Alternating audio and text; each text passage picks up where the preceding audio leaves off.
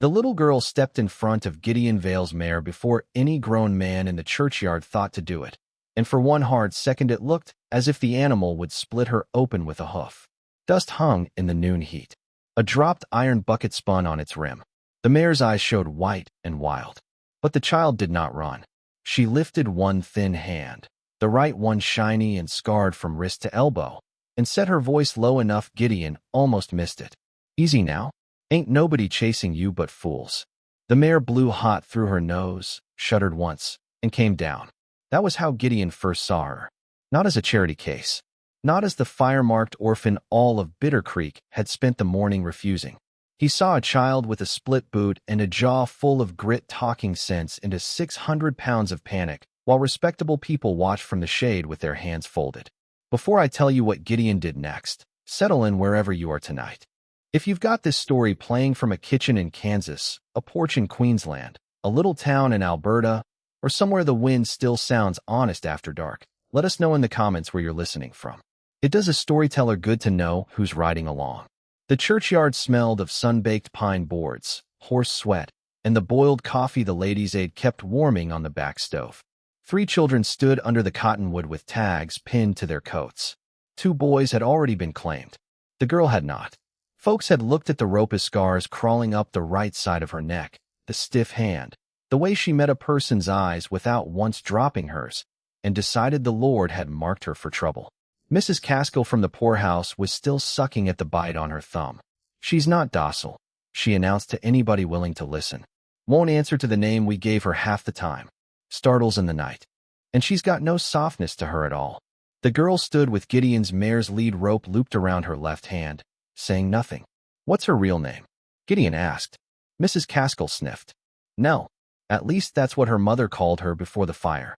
Something shifted in the child's face at the sound of it. Not hope, not trust, just recognition, like somebody had finally knocked on the right door. Gideon took the rope from her carefully. So careful, he made sure his fingers brushed the scarred hand, as if it were nothing to remark upon. Her skin was warm from the sun. "You know horses?" he asked. She gave the smallest shrug. "They say what they mean." That, more than the mare, settled it. He had not come to town for a child. He had come for nails, lamp oil, and to speak to the bank about pushing his note another month. He lived 12 miles north of Bitter Creek with a house too quiet in it, and a table where only one plate ever saw use. His wife, Martha, had been in the ground 3 winters. The baby beside her had never drawn a full day of breath. Since then Gideon had spoken mostly to stock, weather, and the ghosts a man keeps private if he aims to stay standing. Silas Reddick stepped out from the church porch just then, smooth as a snake crossing warm stone. He wore a black coat too fine for the heat, and a silver watch chain that flashed when he moved. Silas owned half the valley on paper and acted as though the other half had merely not yet learned its fate. "You don't want that burden, Vale," he said. "Poorhouse children bring poorhouse trouble." Gideon slid a look toward him, and nothing more. Funny. Trouble usually announces itself wearing polished boots. A few people laughed into their hands and looked away quick. No one laughed where Silas could see it. Silas smiled the way a man smiles before he remembers a debt. Suit yourself. Though a man with your note owing ought to think hard before taking on extra mouths. That landed where it was meant to. Gideon felt it in his chest like a hammer tap on old iron. His calves had come through thin that spring. Feed prices had climbed. The bank held his note, and Silas sat on the bank's board like a spider in the middle of a web. Still, he looked at the child again. She had gone to one knee beside a little boy who had lost his biscuit in the dirt. Without ceremony, she broke her own in half and pressed the cleaner piece into his hand. She did it fast, like she did not want anyone catching kindness on her face. Action tells you a thing before words can dress it up. Gideon had learned that young. "I'll take her," he said. No one moved. Mrs. Caskill blinked. "You mean for chores?" "I mean I'll take her home." The air changed. You could hear a wagon chain clink across the street. The preacher cleared his throat. "Mr. Vale, adoption is a solemn duty. So is leaving a child where nobody wants to touch her," Gideon said. Nell's eyes lifted to him then, sharp and dark and unbelieving. A crow called from the cottonwood. Somewhere beyond the mercantile a hammer hit metal in a regular ringing rhythm. Mrs. Caskill fumbled for papers. "There are terms. Signatures. You'll be responsible for her behavior, education, upkeep, and Christian instruction. I can read, Gideon said. Hand it over. Nell did not move while he signed. But when Mrs. Caskill reached for her shoulder to steer her forward, she flinched so hard the woman jerked back as if stung. Gideon noticed. He noticed the flinch and the way Nell covered it by straightening her spine. He noticed, too, that the scarred hand never fully closed. Fire had taken that from her. What happened to the mother? He asked, not looking up from the paper. Mrs. Caskill's mouth tightened. Cabin burned east of Dry Creek. No father on record. Silas spoke from behind them. Some bloodlines are mercy to end. Gideon set the pen down slow. You should pray daily yours continues by grace alone. He took the paper, folded it once, and tucked it inside his vest. Then he held out his left hand to the girl. Not because she looked like she needed help. Because there are moments when a person deserves the dignity of choosing. Nell looked at that hand a long beat. Then she put her left hand in it. The ride home went quiet except for Leather Creek, hoofbeats, and the creek wind coming up cool through the cottonwoods. Gideon sat in front. Nell rode behind him stiff as a fence post, holding the bedroll and not his coat. He let her. At the turn toward his place, she finally spoke. Why'd you do it? He did not pretend not to understand. The mayor liked you, he said. That ain't reason enough. No, he said. It ain't. She waited. Neither of them cared for wasted words, and maybe that was the first thing they gave each other. When he finally answered, it came rough. Because everybody else had already decided who you were without asking. I know the look of that. She said nothing after that, but her grip on the bedroll eased. The ranch sat where the north pasture opened wide toward a spring-fed creek, with a low cottonwood house, a red barn with weather-chewed boards, and mountains blue in the far distance like old sorrow refusing to leave. Gideon dismounted, helped her down, and carried in her small sack himself. Inside, the kitchen smelled faintly of flour and cedar smoke. Martha's yellow bowl still sat on the shelf because he had never found a decent reason to move it. Gideon lit the lamp, though there was daylight yet. Maybe because the room felt less strange that way.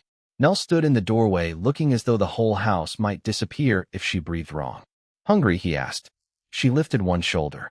He cut bread, sliced the last of the salt pork, and set out 2 plates before he could talk himself out of what the second plate meant. That was the moment his old life ended. Not in the churchyard.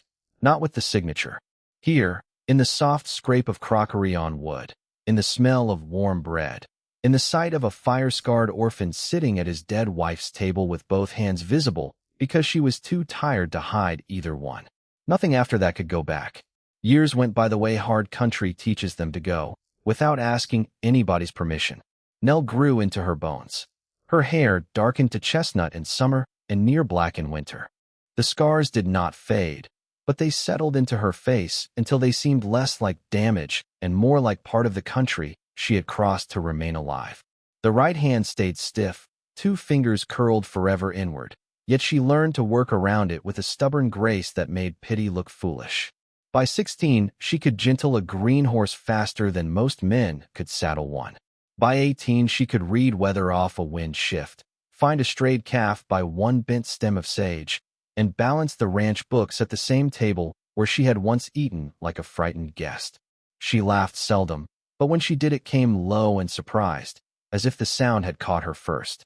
Gideon grew older without noticing until one wet morning Nell took the grain sack from him and said, "You pull with your back like that again, and I'll bury you myself." He looked up at her then and saw a woman where a child had been, not because of her height or the set of her shoulders, because she said it with fear hidden under irritation, which is one of love's oldest disguises. The year the story truly began, the calves came weak and spring turned mean. Fences needed mending. Hay ran short. The banknote Gideon had rolled twice already came due on the first Monday of August, and Silas Reddick came riding out 3 days before with 2 men behind him and dust on his cuffs. Silas did not get off his horse until he was good and ready. "Morning, Vale." "Nell." Nell looked up from the colt she was doctoring and wiped her hands on a rag. "That animal you're sitting on's got a stone in his left forehoof." Silas glanced down, annoyed to have his entrance stolen by fact. "Always noticing, aren't you? It keeps me from stepping in things." Gideon came out of the barn carrying a hammer. "State your business." Silas smiled, that same dry smile from the churchyard years before. It had never improved. "Your note." I can persuade the bank to show mercy if you're prepared to show sense. Meaning, sell me the North Spring and grazing rights through the Cottonwood Draw. Gideon's jaw hardened. That water keeps 3 smaller places alive downstream. And those smaller places would gladly pay me for access. There it is, Nell said quietly. You do like to buy what God already gave away. Silas turned to her, smooth and cool. A remarkable tongue for someone who arrived here with nothing. Nell did not flinch, and still managed to grow one. He ignored that and addressed Gideon. You're an aging man on too much land with too much sentiment tied to it. Be practical. Practical. The word had buried more good things than winter ever had. If Gideon sold the spring, the bank would clear his note. He could keep the house, the lower pasture, enough cattle to live lean. He would survive. So would Nell. But Widow Mercer east of the creek would lose her lease water. So would the Ortega brothers and old Elias Boone with his 4 milk cows and bad lungs. Silas would own the valley 1 thirsty acre at a time. The easy choice stood right there in polished boots. No, Gideon said. Silas's face barely changed, which meant the anger underneath had gone deep. Think carefully. I just did. Silas dismounted then, slow and deliberate, and stepped close enough that the smell of bay rum came off him. Let me be plain. Men in debt do not get to confuse pride with principle. Gideon set the hammer down on the rail between them. And men who steal water don't get to talk to me about principle. For a heartbeat the yard went still except for the colt's breathing. Silas looked past Gideon to Nell. If you were wise, girl, you'd go somewhere cheaper to keep. You've already cost him half his chances in town. Nell's face emptied of expression, which was always when you needed to worry. But Gideon spoke first. You talk about her again like she's a sack of feed, and I'll forget you came here with 2 men. Silas studied him. Very well. Monday at the bank. Bring money or surrender. He swung back into the saddle and turned out of the yard. At the gate he looked once more at Nell, and there was something in his eyes that snagged at memory. Not recognition exactly, but old contempt remembering its shape. That evening the sky went copper over the ridge, and the kitchen held the smell of beans, coffee grounds, and rain still refusing to fall. Nell sat by the table with the ledger open, adding figures with the pencil braced awkward in her right hand and guided by the left. Gideon mended tack by the lamp. We can sell the dun mare, she said. She's bred. Then the yearlings. We'll need them by winter. She closed the ledger. I could go. He did not look up, perhaps because if he had, she would have seen how fast the words hit him. Go where? Anywhere he ain't using me to pry at you. The leather strap in Gideon's hands creaked. No, you didn't even ask if I meant it. I know you don't. That got her eyes on him. You sure? He set the harness down at last. Firelight moved across the lines age had cut beside his mouth. Nell, the world's full of folks willing to keep a person while they're useful. That tells you nothing. Keeping them when it costs you. That's the measure. Love starts speaking plain right about then. She looked down at her scarred hand resting on the ledger page. A softer voice came out of her. It's cost you plenty. So has breathing. I ain't quit that either. Something in her mouth trembled, but she caught it before it became a smile or grief. With Nell it was often the same door opening to both. Outside, the wind worried the porch screen. From the barn came the slow shifting thump of cattle settling. Down in town, people had begun choosing sides, though most did it in whispers. Mavis Thorne at the mercantile, who forever polished the same clean patch of counter when nervous, told Nell she was praying. Old Elias Boone sent over 2 sacks of feed and pretended he had more than he needed. Deputy Tom Lyle, who blinked hard whenever he had to say something unpleasant, rode up with the official paper on Saturday morning and would not meet Gideon's eyes while he handed it over. Auction at noon Monday if the note's not satisfied, Tom said. I'm sorry. Are you? Nell asked. Tom swallowed. As far as sorrow gets a man in a uniform. After he left, Gideon read the paper once and folded it neatly. We've got 2 days. The same night, somebody cut the north fence. Nell heard the wire sing from her bed and was halfway into her boots before Gideon lit a lamp. They ran out with ropes and lanterns. Cows were already pushing through the break toward the draw. Moonlight caught on horn tips. Cold wire bit Nell's palm as she yanked it free of a post. 2 riders, she said, crouching by the torn earth. 1 heavy horse. 1 with a hitch in the left rear shoe. Gideon glanced at her. Silas's sorrel. She nodded. They got the herd turned back by dawn, both of them striped with dust and sweat and burrs. When the light finally came thin and gray over the ridge, Nell stood in the pasture breathing through the ache in her shoulder. This is where I'll ask you the question the story itself was asking then. If you were her, if leaving might save the man who took you in, and staying might ruin him, what would you have done? Would you have ridden away to make yourself lighter on his life, or stayed and fought beside him knowing the fight might bury you both? Tell me true in the comments, because there are moments when a person finds out what they call love only by learning what they're willing to risk for it. Sunday afternoon, while Gideon rode south to speak with Widow Mercer and the Ortegas about sharing water if the worst came, Nell went up to the loft for a tin of lamp wicks and found a loose board behind Martha's old trunk. Under it lay a packet wrapped in oilcloth, dry despite the years. Inside was a child's ribbon, a folded deed, and a letter in a woman's narrow hand. Martha's hand. Nell sat back hard on the plank floor and read. If Gideon ever finds this, Martha had written, then maybe the right hour has finally come. The girl from the churchyard. If she is the one called Nell, maybe the child of Rose Hale from Dry Creek. Rose came to me once, frightened and half-starved, with a deed to 20 creek acres left by her husband. Silas Reddick wanted that strip for access to the spring road and sent men to press her. She said if anything happened to her, the child must not be left in his sight. 2 nights later her cabin burned. I have kept the copy Rose gave me because fear makes cowards of decent people, and I have been ashamed of my caution ever since. Nell's breath left her. Rose Hale. Dry Creek. Fire. The paper beneath the letter was a deed indeed, signed and sealed years ago, proving Rose had owned the narrow passage Silas now claimed by use and force. The strip touched Gideon's North Spring. Without lawful title to that passage, Silas could not secure the route he had been promising the railroad buyers. Hoofbeats hit the yard below. Nell folded the papers and ran to the loft opening. It was not Gideon. 3 riders. One of them on Silas's sorrel with the hitch in its left rear step.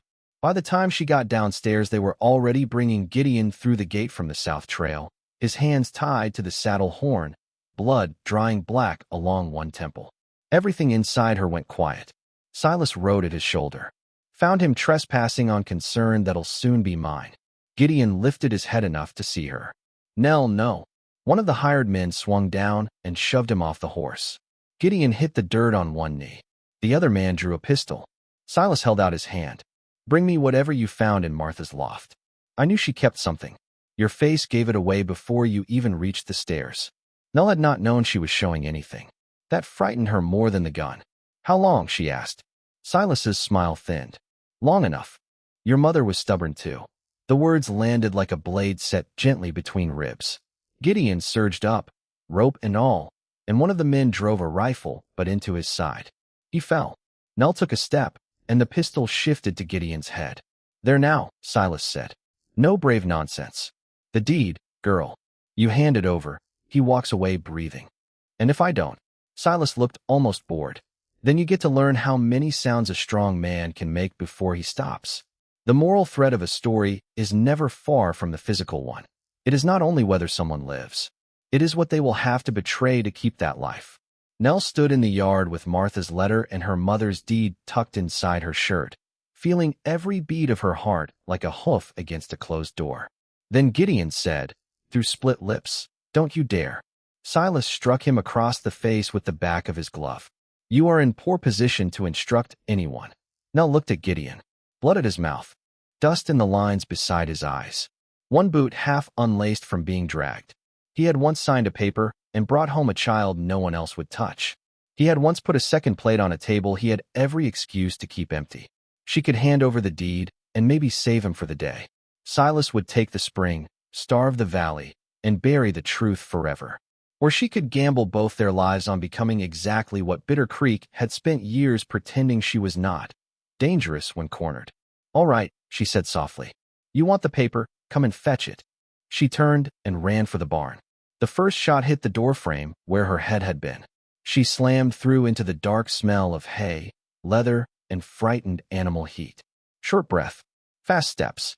She cut left, flung open the rear stall, and whistled once. The dun mare, the one she and Gideon had argued over selling, came up at once. Men shouted outside. Boots hit the boards. Nell vaulted the half-door, landed light, and used her left hand to wrench the loft ladder down behind her. One man cursed as it struck his shoulder. She swung onto the mare bareback and drove her through the back hatch into the sun. The mare exploded forward, across the pasture, through the cottonwoods, over the creek shallows where water slapped cold against the horse's belly. Nell rode low, one hand fisted in mane, the other inside her shirt clutching papers damp with sweat. Behind her came hoofbeats, Silas and one man. She knew where they would take Gideon if they still meant to break him private, the old line shack above Red Wash, hidden in scrub pine and rock. It was the only place near enough for a quick return to town and far enough for screams to vanish. She turned for it. The chase went hard and mean. Sage whipped her skirts. The mare's lungs pumped under her. Dust coated the back of her throat. Twice she glimpsed Silas through the trees, gaining on the straight stretches and losing where the land got clever. Nell gave the mare her head in the rough country and trusted what both of them knew. At Red Wash she slid off, slapped the mare toward cover, and went up the shale on foot. Voices from the shack. Silas's man stood outside with a rifle. Nell took a stone in her left hand, waited for the wind to lift, and threw it down the wash. The man turned. She was on him before the echo died, driving her shoulder into his knees. They hit dirt together. He grabbed for her hair. Her scarred right hand would not close clean, so she used it the way it had always taught her to. Hooking, bracing, trapping. She jammed two stiff fingers into the man's collar, seized the rifle stock with the left, and brought the butt hard across his jaw. He folded. Inside the shack, Gideon was tied to a chair, head hanging. Silas stood over him with the deedless fury of a man who has been denied by someone he believes beneath him. "You should have sold when I offered mercy," Silas was saying. Gideon's laugh came bloody and low. "You don't know the first thing about mercy." Nell moved to the doorway. Silas turned and saw her, and in that instant he knew two things: that she still had the papers, and that he had underestimated what years of being overlooked can teach a person. He drew. She threw the rifle, not to shoot, to distract. Would hit his wrist. The gun went off into the ceiling. Gideon kicked the chair sideways into Silas's legs. All three of them crashed in a noise of splintering boards. Then things happened fast. Silas clawed for Nell's shirt. She drove an elbow into his throat. He caught the scarred hand and twisted, meaning to use the old weakness against her. Pain lit white behind her eyes. She leaned into it instead of away, letting his own grip drag him off balance. Gideon, half-tied, rammed his shoulder into Silas's chest. A lantern overturned. Kerosene ran shining across the floorboards. Silas saw the flame licking at it and smiled through his breathlessness. "Let's see who you save." He shoved Gideon toward the spreading fire and dove through the side window into the brush. Nell hit the floor at the same moment the kerosene took. The shack went from dim to roaring in a single breath. Smoke. Heat. One wall already catching. Gideon pinned beneath the broken chair and a fallen beam, rope still half on his wrists. "Nell," he barked. She could still chase Silas. She could still save the deed, the ranch, the valley, maybe everything practical. Outside, hoofbeats were already pulling away. Inside, Gideon coughed once, deep and ugly. She went to him. The beam burned her palms through her skirt when she tried to lift it. Not enough. She wedged her shoulder under it, set her boots, and used both hands. The good one and the twisted one fire had taught to bear pain different from other flesh. Rope burn tore across her left palm. Smoke filled her mouth. The beam shifted an inch. "Leave me," Gideon rasped. She did not answer. Words cost air. Again. Legs shaking now. Back screaming. The beam rose enough for him to drag free one hip, then a leg. Together they crawled through sparks and cinders toward the door while the roof began dropping fire in strips around them. They came out into hard sunlight and rolled down the dirt bank as the shack behind them coughed black smoke into the sky. For a long while there was only breathing. Pine resin burning. The harsh click of grasshoppers startled by heat. Gideon's chest hitching each time he tried for a deeper breath. When Nell finally turned to him, his face was gray under the soot. "You're hit. Cracked ribs, I think. Pride's worse." She gave a laugh that broke halfway through and turned into something close to a sob. She hated that he heard it. Hated more that he understood. They got as far as the creekside cut bank before Gideon could go no farther. Nell cleaned the blood at his temple with cold water and tore a strip from her petticoat to bind it. Late light slanted through the willows. The air had that evening smell of mud, mint, and cooling stone that comes only near running water. He watched her work in silence until she muttered, "Hold still, or I'll stitch you to the bank." "Bossy, you raised me poorly." A shadow of a smile touched his mouth and was gone. The stillness after terror is where truth often loses its fear of being spoken. The world had nearly taken both of them. It had burned through pretense along with the shack. Nell tied off the bandage and sat back on her heels. "I almost left once. 2 years after you brought me home. Packed a sack and got as far as the lower gate. Figured if I was gone, folks might stop aiming at you through me." Gideon looked out at the creek. "I know." She stared. "You knew?" "Found the sack behind the grain bin next morning." He drew a careful breath. "Didn't say anything because I wanted you staying to be your choice." The creek moved over stones with a sound like hands smoothing cloth. Nell looked down at her bent fingers. "I never asked why you really took me." That took him a moment. When he spoke, the words came slow from somewhere old and guarded. "Because I was too late once already. Martha bled with the baby coming while I was down valley chasing a price on cattle I should have let go. By the time I got the doctor there, he stopped. Swallowed. Tried again. A man can survive a lot if he finds a way to call it bad luck. Harder to survive knowing you chose wrong when it mattered." Nell's throat tightened. He lifted his eyes to hers then, raw and steady. "So when I saw you standing there with everybody passing by, I knew one thing clear as church bells. I was not going to be late again." She pressed the heels of both hands against her eyes, careless of soot. After a while, Gideon said the line that would live in her the rest of her life. "Blood is just how a story starts, Nell. Staying is how it becomes a family." She lowered her hands. "Then say it." He frowned faintly. "Say what?" "What I am." Something eased in him then, some old knot finally deciding it had no more use. "My daughter," he said. The words sat between them, simple as bread, heavy as grace. She bent forward and rested her forehead against his shoulder with a sound so small it might have been a child's. His good arm came around her carefully. "Strange thing," she whispered after a time. "The places that scar you deepest are sometimes the very places you learn your strength." He did not answer because there was nothing to improve in that. If this story is moving you tonight, then you are exactly who it was written for. Some tales are meant to find the tender places people keep hidden even from themselves.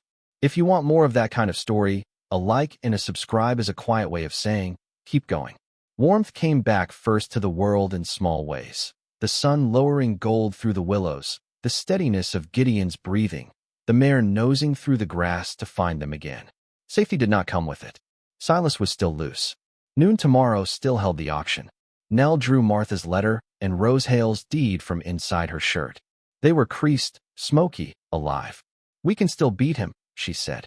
Gideon glanced at the papers, then at her face. "How?" She looked toward town, where the valley's fear had too long mistaken itself for helplessness. "The same way he always won. By knowing exactly where people look and where they don't." Monday noon found Bitter Creek packed shoulder to shoulder outside the bank and feed store, heat rising off the street in shimmering waves. Horses stamped at the rail.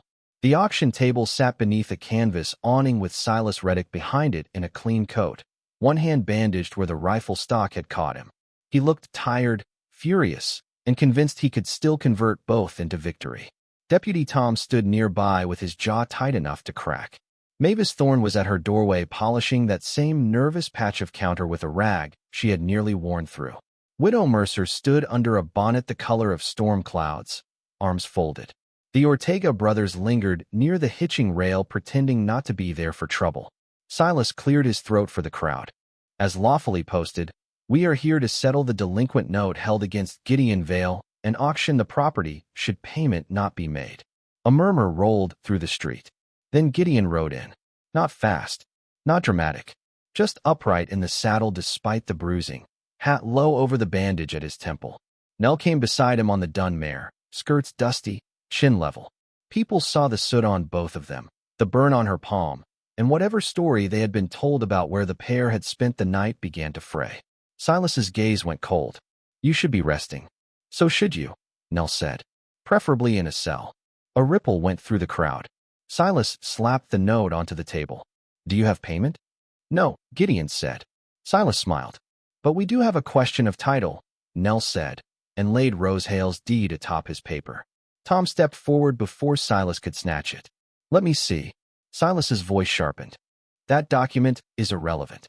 It concerns the creek passage you claimed in your survey submission to the railroad," Nell said. "The one tied to Gideon's Spring. My mother owned it. You never bought it. You burned her out." The whole street seemed to inhale.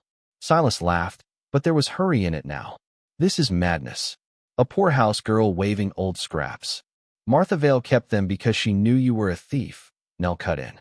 She held up the letter. "And because decent people get tired of being scared forever." Tom took the letter too. "Read." Blinked hard. Silas took one step back. "Tom, use your head." But the deputy was already looking from the letter to the deed to Silas's face, and maybe to every quiet compromise he had ever made, because uniforms are easier to wear than courage. Nell spoke into the hush. "You asked what reason Gideon had to keep me all those years ago. Here's one. I learned to watch. Learned to remember. Learned that men who think you don't matter will lie in front of you like your furniture." She turned to the crowd. "Ask him why he submitted a route he couldn't legally own. Ask him why Gideon's note is dated after the cattle payment the bank already collected in spring. Ask him why the figures in the lower corner used Mr. Penrod's old clerk mark, even though Mr. Penrod buried that hand in May." Mavis Thorne's rag stopped moving. "That's true," she said into the silence. "My sister laid Penrod out herself." His writing hand was gone from the stroke. Eyes turned. Silas reached for the note. Tom put a hand on it first. Nell pressed. "You forged the balance forward because you needed Gideon's Spring. And you needed it because without the Hale passage you had nothing lawful to sell the railroad." Old Elias Boone coughed from the back. "I saw Rose Hale begging outside the bank the week before that fire." Widow Mercer spoke next, hard as hickory. "And I saw Reddick's riders headed east that same night." Once truth gets into a crowd, it moves faster than fear. Silas's polish cracked. "You think any of this matters? You think the word of widows and debtors and a scarred stray can strip me?" Gideon stepped down from the saddle then, slow with pain, but steady. "Not a stray," he said. "My daughter." The way he said it changed the street. Men who had looked doubtful now looked ashamed. Women who had kept quiet straightened. Silas saw it happen, and that was when he lost. He snatched the note with one hand and a pistol with the other, shoving Tom aside and backing for his horse. "Move." No one did. Nell was already moving before the command finished leaving his mouth. Silas mounted in a scramble and kicked for the stock pens behind the feed store, hoping chaos would do what dignity no longer could. Nell swung onto the dun mare and went after him. They tore through the alley in a storm of dust. Silas fired once over his shoulder. The shot took a board off the fence by Nell's knee. Ahead, he slashed open the pen gate. Cattle burst across the lane in a bawling wall of horn and muscle. Most riders would have reined up. Nell stood in the stirrups and gave one piercing whistle. The dun mare cut left on command. Nell grabbed the fluttering lead rope from the gatepost, swung it once, and snapped it against the flank of the bell cow. The animal turned exactly where Nell needed her to, back through the narrow chute instead of into the open alley. The herd followed the leader in a thunder of hooves. Silas's horse, caught wrong-footed, shied sideways into the trough. He hauled at the reins. Nell was on him then, not with a gun but with the rope. Her right hand could not throw clean from the shoulder, so she used the trick years had forced her to invent. Loop low, body twist, let the horse's movement finish what the hand could not. The rope dropped over Silas's gun arm and came tight. He screamed, lost the pistol, and pitched from the saddle into the mud as his own horse lunged away from the cattle. Nell did not drag him far, just enough. Enough for his fine coat to stripe brown. Enough for the street to see him flailing where he had expected to ride above everybody forever. Enough for him to understand, in one public and humiliating instant, what it feels like when the world stops believing the lie you built yourself upon. Tom arrived a second later and put a knee in Silas's back while he clapped irons on him. This time the deputy's hands did not shake. Silas spat mud. "You fools. I own half this valley." Tom hauled him up. "Not after the bank sees those books you doctored. And not after the circuit judge hears about Rose Hale," Widow Mercer called. The crowd did the rest. The collective, irreversible turning away from a man whose power had depended on everybody else pretending not to know what he was. By evening the bank safe had been opened, the ledgers examined, and 2 more forged notes found besides Gideon's. By weeks in, the railroad men had pulled out of Silas's arrangement. By autumn, his land went to satisfy debts he had hidden under other men's names. Before winter, the territorial court bound him over for fraud, arson, conspiracy, and the unlawful seizure of neighboring water rights. The proud house on his hill stood dark by Christmas. As for Gideon, the note against his ranch was struck. The spring stayed where God had put it. Widow Mercer kept her water. The Ortegas expanded their herd. Old Elias Boone brought over a peach pie so poor it sagged in the middle, and so beloved nobody let him apologize for it. On the first cold evening after the hay was stacked, Gideon came in from the porch with a small wooden box. He set it in front of Nell at the table. Inside lay Martha's yellow bowl, polished clean, and the deed to the ranch with her name added beside his. She looked up fast. "You earned the work long ago," he said. "Might as well have the paper catch up." For once she had no answer ready. Weeks later, when the first snow stitched white along the fence rails, Nell rode to town with Mavis's order list and came back with 2 extra sacks of flour and a boy of about 9 sitting behind her on the mare. He had ears too big for his head and eyes trained not to hope. Gideon stood on the porch and looked from the child to Nell. "Don't start," she said, dismounting. The mare liked him. Gideon's mouth twitched. "That reason enough?" "No," she said, and for the first time in all the years between them, she smiled without holding any part of it back. "It ain't." Spring returned gentle the next year. Calves dropped strong.